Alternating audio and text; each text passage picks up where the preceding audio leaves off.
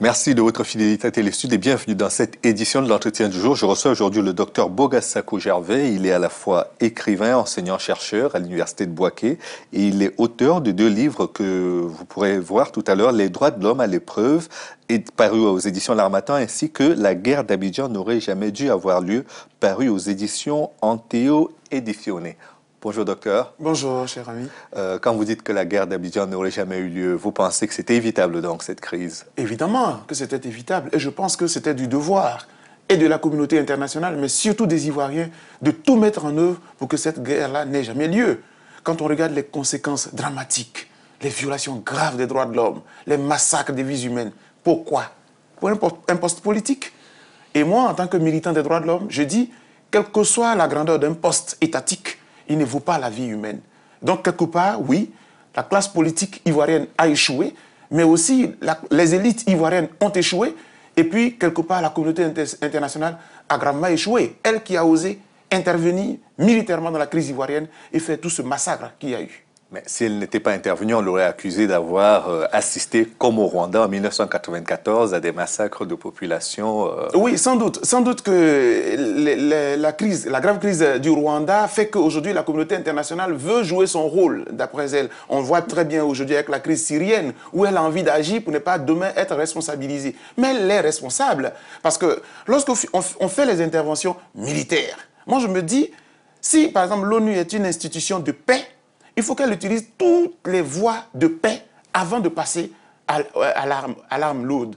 Parce que moi, j'ai vécu la crise ivoirienne, j'ai vécu la crise de 2002, j'ai vécu la crise de 2010. Et je me dis, il y avait mieux à faire. D'accord. Parce que tout à l'heure, en vous présentant, j'ai oublié l'une des casquettes qui est tout aussi importante que les 2 autres que j'ai évoquées, c'est que vous êtes président de la Fondation ivoirienne pour les droits de l'homme et la vie politique. Tout à fait. Depuis 20 ans, je milite dans les droits de l'homme en Côte d'Ivoire et mes compatriotes le savent très bien. Je fais la LIDO, la Ligue ivoirienne des droits de l'homme. Je fais l'APDH. Je suis même membre de la Commission nationale des droits de l'homme de Côte d'Ivoire, qui est une institution de l'État en tant qu'expert de la société civile.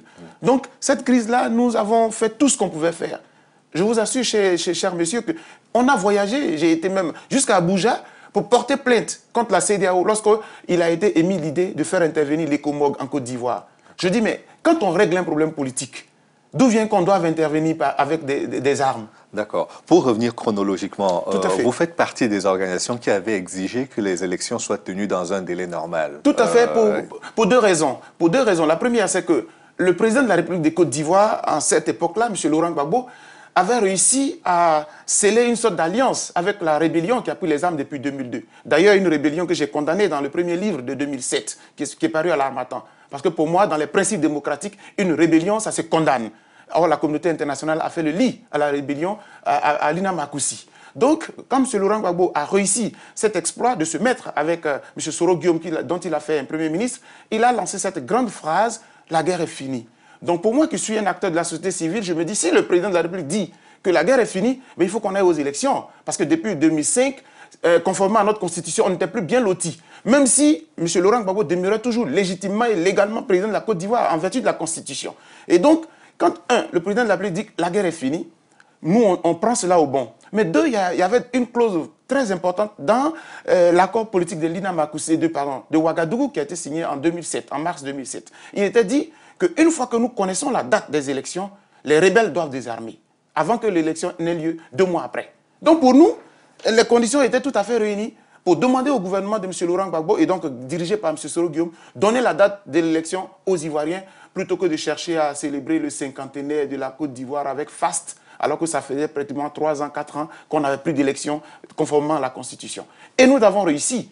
On a commencé en juillet 2010 et le 5 août 2010, l'État de Côte d'Ivoire a donné la date de l'élection qui devait donc se dérouler le 30 octobre 2010. À partir de quel moment la machine électorale et la machine démocratique, tout simplement, n'arrive plus? Oui. Alors, ça ne fonctionne plus à partir du moment où M. Laurent Gbagbo, de bonne foi, donne la date, accepte, parce que c'est la commission électorale qui propose la date. Donc, la date est connue. Mais les rebelles n'ont pas désarmé. Et je dis dans le livre que j'ai sorti, ces moments-ci, je dis à la communauté internationale, mais on dirait qu'il y avait un piège. Il y avait un piège contre la Côte d'Ivoire. Mais vous y avez participé un peu en poussant le gouvernement. Non, mais nous faisons notre travail d'acteur démocratique. Vous savez, un militant des droits de l'homme, il est attaché au principe. Moi, je veux un président légitime et légal. Donc, le président Laurent Gbagbo, c'est vrai qu'il est légitime et légal, mais il sait très bien que depuis 2005, la situation n'était pas normale. Mais ce n'est pas sa faute. La Constitution dit que tant que le pays est partagé en deux et qu'il y a une rébellion, on ne peut pas faire d'élection. Donc, dès l'instant où l'accord politique de Ouaga dit, une fois que la date est connue, 2 mois après les rebelles doivent désarmer, nous, la date ayant été donnée, on a commencé à mettre la pression sur la rébellion. Et la communauté internationale a fermé les yeux. Les rebelles n'ont pas désarmé jusqu'à ce que l'élection se tienne. Et je vous assure que dès que le jour de l'élection est advenu, on a vu toutes sortes de massacres. C'est pour cela que la crise ivoirienne, il y a tellement d'experts maintenant internationaux, mais il faut peut-être la vivre au-dedans pour savoir ce qui s'est passé réellement. Et c'est ce que j'essaie de montrer au grand jour. Vous avez vu même le sous-titre de mon dernier livre, j'ai dit « Et si M. Nicolas Sarkozy avait trompé le monde entier sur la crise ivoirienne de 2010 ?» Oui, parce que le monde entier a été trahi en faisant de M. Laurent Gbagbo un dictateur, un assassin et tout. Mais le vrai fond, on ne l'a pas dit. On ne peut pas aller à une élection démocratique quand la rébellion a encore les armes. Et voilà ce qui s'est passé. Ça s'est fait en Afghanistan. Oui, ça s'est fait en Afghanistan, mais c'est pas... Vous savez très bien qu'en Afghanistan, comment dirais-je, c'est pratiquement une parodie de démocratie, je voulais dire. Et c'est pour cela qu'aujourd'hui, même les États-Unis et l'ONU est un peu indexés dans l'élection de M. Karzai, ce qui s'est passé pratiquement en Afghanistan. Et on ne peut pas faire la démocratie en faisant le lit aux rébellions. Et nous, aujourd'hui, je constate un peu, en tant qu'intellectuel, qu'on a renversé tous les principes de la démocratie. Regardez partout dans les crises ivoiriennes, dans les crises africaines, on soutient les rébellions, on arme les rébellions contre des gouvernements légitimes et légaux. C'est pas normal. Dans mon pays, on a massacré des vies humaines en soutenant une rébellion. Regardez aujourd'hui qui règne en Côte d'Ivoire, aux côtés de M. Alassane Ouattara. Mais c'est bien la rébellion. Donc aujourd'hui, on est dans un processus de dialogue, vérité et réconciliation qui devrait logiquement permettre de penser toutes les plaies des 2 crises qu'il y a eu. La crise à la fois de 2002 et celle qui a suivi l'élection présidentielle. Est-ce que vous pensez aujourd'hui, au regard de la situation, de l'évolution de la situation, que c'est bien parti pour cette réconciliation entre Ivoiriens? Au moment où nous étions encore au pays, en 2010, donc quand on prend M. Laurent Gbagbo le 11 avril 2011, et M. Ouattara est installé rapidement là par l'armée française, tout le monde le sait, je ne vais pas revenir là-dessus, c'est démontré, dans le livre même j'en parle, on n'a qu'à oublier cela, passer à l'essentiel. Alors, on met en place la commission. Et j'ai été très heureux de savoir que les membres de ELDER avaient visité la Côte d'Ivoire. Quand je parle des membres de ELDER, c'est M. Kofi Annan, Monseigneur Desmond Tutu, avec une autre présidente. Les 3 viennent en Côte d'Ivoire. Et donc, il y avait des lueurs d'espoir. Les Ivoiriens pensaient que par cette voie-là, vraiment, on sortirait de la crise véritablement et définitivement. J'allais dire totalement. Mais malheureusement, ce n'est pas le cas. C'est-à-dire que, quelle est l'option de M. Alassane Ouattara? De 2 choses l'une.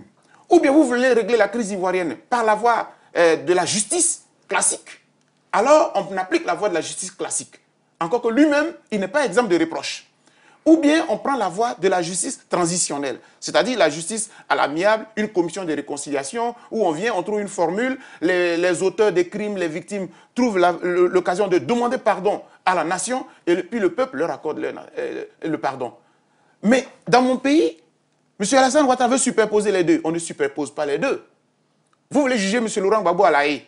Du coup, la commission de réconciliation n'a plus son sens. Parce qu'il n'est plus dans vos mains, il est à La Haye. La Haye, ce n'est pas une justice amiable, sauf s'il y a de la politique là-dedans. Parce que dans le livre aussi, je dis très bien qu'il faut que la Cour pénale internationale joue là sa crédibilité. C'est le tout premier président dans le monde entier. Je ne parle pas des tribunaux pénaux internationaux, je parle de la Cour pénale internationale. Donc aujourd'hui, le monde, c'est pour cela que les Ivoiriens, les Africains se mobilisent pour aller à La Haye. Parce que nous voulons qu'il y ait une justice équitable et juste. Et moi, je dis déjà, les dés sont pipés. Parce que si on juge M. Laurent Gbagbo, je suis vraiment désolé de le dire, mais tous ceux qui sont à la tête de la Côte d'Ivoire aujourd'hui, aux côtés de M. Alassane Ouattara, ils ne sont pas crédibles. Mais est-ce que, parce qu'on n'a pas jugé une partie des personnes qui sont présumées coupables de la crise ivoirienne, des crises ivoiriennes, on ne doit juger personne? Non, moi je ne dirais pas cela. Moi j'estime que dans la vie, il y a des responsabilités. Et quand on assume les responsabilités, il faut rendre compte. Un leader politique, il est devant le peuple. Parce que le pouvoir pour lequel les gens se battent là, ils pensent qu'il tombe du ciel. Non, c'est le peuple qui vous le donne. Il vous le prête pour un temps. Quand vous avez fini de gouverner, il faut que le peuple vous juge. Donc je dis oui. M. Laurent Gbagbo était président de la République, il y a une grave crise. Il faut bien qu'ils rendent compte aux Ivoiriens et même à la communauté internationale, parce que nous ne sommes pas seuls au monde, nous sommes dans un réseau mondial. Très bien. Mais comment voulez-vous poursuivre M. Laurent Gbagbo, son fils, sa femme, tout son gouvernement, tout le monde comme poursuivi, et M. Alassane Ouattara, avec M. Soro Guillaume, les rebelles qui ont tué et qui continuent de tuer. Quand je parle de cela, il y a des faits. Le 17 mars 2011, M. Alassane Ouattara prend un décret, une ordonnance au moment où il était encore à l'hôtel du Golfe, et puis il crée les FRC. C'est-à-dire, il mue simplement les forces nouvelles de M. Soro Guillaume en force républicaine de Côte d'Ivoire. Le 17 mars 2011. Et le 29 mars, le monde entier découvre à Diokwe près de 1000 morts. Comment vous expliquez cela? Mais aujourd'hui, quand vous dites que la crise était évitable, oui, qu'on aurait pu éviter la guerre d'Abidjan, tout à fait. Nous y sommes aujourd'hui, mais est-ce que la réconciliation, on peut y arriver finalement, malgré tout? Est-ce que tout le monde joue le jeu pour cette réconciliation? Il n'y a que M. Ouattara et son gouvernement qui ne jouent pas le jeu. Et il y a des faits. On demande à tous les... De quelle façon est-ce que le FPI et l'ancienne majorité présidentielle jouent le jeu? Mais le FPI ne peut pas, aller comme cela. Son fondateur, il est à la CPI. Son président, M. Afinguessan, est quelque part dans une prison. Et un autre membre, qui est Mme Laurent Gbagbo, ce n'est pas parce qu'elle est première dame, mais elle était aussi présidente du groupe parlementaire du FPI. Elle est arrêtée. Le fils même de Laurent Gbagbo, qui est comme vous et moi, ça dit que c'est un crime d'être le fils de Laurent Gbagbo. Et ça, je pense que c'est pour cela que le droit va être dit. Moi, j'ai foi dans cette crise-là, parce que moi, je suis épris de justice et de paix. Parce qu'avant tout, je suis un homme, je suis un chrétien et je l'assume. Je ne peux pas comprendre que nous sommes dans un monde où toutes les valeurs sont renversées. Donc, je veux dire, oui, ce n'est pas forcément, je ne veux pas jouer à l'équilibre. Mais je dis, si on veut aller à la réconciliation, jouons franc jeu. Monsieur Alassane Ouattara demande aux Ivoiriens de rentrer. Quand il va dans les pays, il lance ce message-là. Mais en même temps, quand ils entrent, vous les prenez, vous les mettez en prison. J'en veux pour exemple, les tout derniers exemples. Un journaliste s'appelle Herman Aboua, il arrive en Côte d'Ivoire, il vient du Ghana, il rentre, on le prend, on le met en prison. L'avocat de Madame Laurent Gbagbo, donc de Madame Eivé Gbagbo, il rentre en Côte d'Ivoire, on le prend, on le met en prison. Il a été libéré. Oui, il vient d'être libéré, mais vous ne savez pas ce qu'il a subi. Vous ne savez pas quel sévice il a subi. C'est ce que j'appelle une dictature. Parce que quand dans le pays, on ne peut plus s'exprimer, on ne peut plus prendre de position. Moi, je vous explique mon exil. Je suis un homme de la liberté. Moi, j'aime la libre expression. Parce que dans une démocratie, c'est la confrontation des idées que le peuple émerge.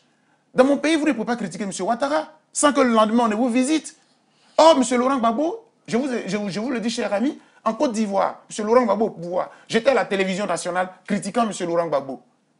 Ça ne veut pas dire qu'il est parfait, mais il gouverne, c'est normal que nous le critiquions. M. Ouattara, on ne le critique pas. Merci beaucoup, Dr Boga Sakou Gervais. Je rappelle que vous êtes président de la Fondation ivoirienne pour les droits de l'homme et la vie politique et que vous êtes également enseignant-chercheur à l'Université de Bouaké, même si vous êtes aujourd'hui réfugié politique en Italie.